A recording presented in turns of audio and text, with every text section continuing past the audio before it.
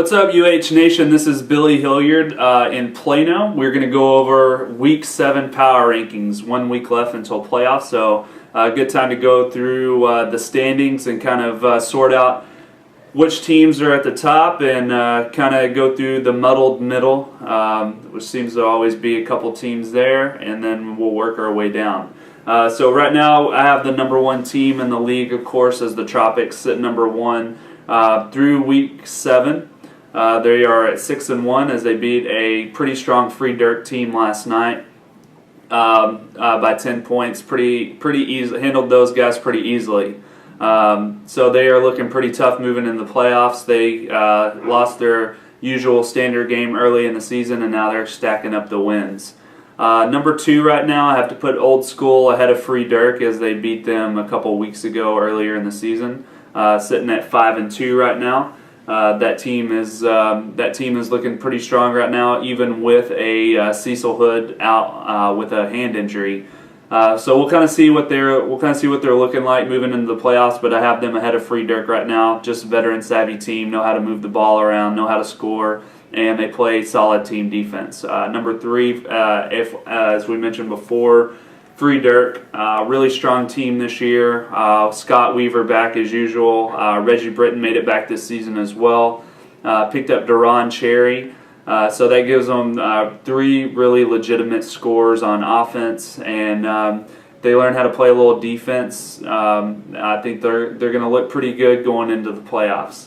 Number 4 team I have is also number 4 in the standings, a veteran savvy old folks team. Matt Klintzman always puts together a pretty strong team, and when they all make it here, they have a pretty good shot at making a run in the playoffs. So I expect them to do a few things and be right there in contention as well.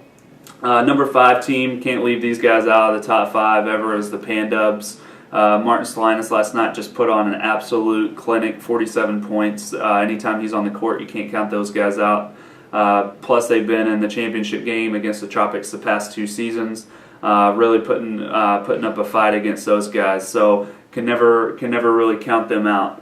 My number 6 team is definitely going to be the Dire Wolves. Dire Wolves are made up of a veteran, a newly formed team for this season, but made up with several veteran pieces.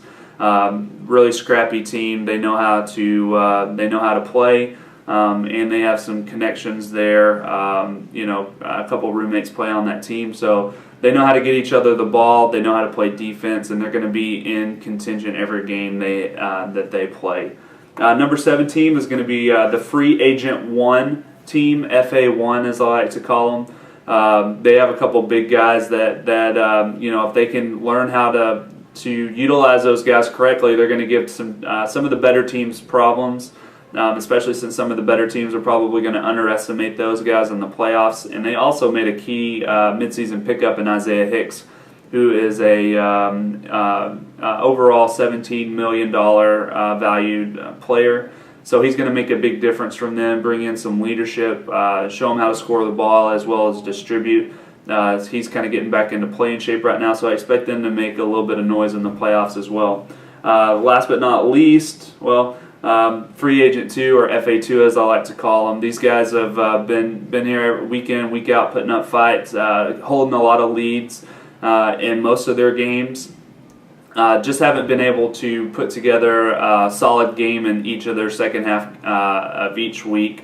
So I expect them to kind of, right some wrongs and kind of shore up their defense in second halves of games as we move into the playoffs. They can definitely make some noise, and they always come out to play. So it's going to be an exciting last week as we get ready for playoffs. A couple teams fighting for seeding position. It should be exciting. So appreciate you guys tuning in, and we'll catch up as playoffs hit.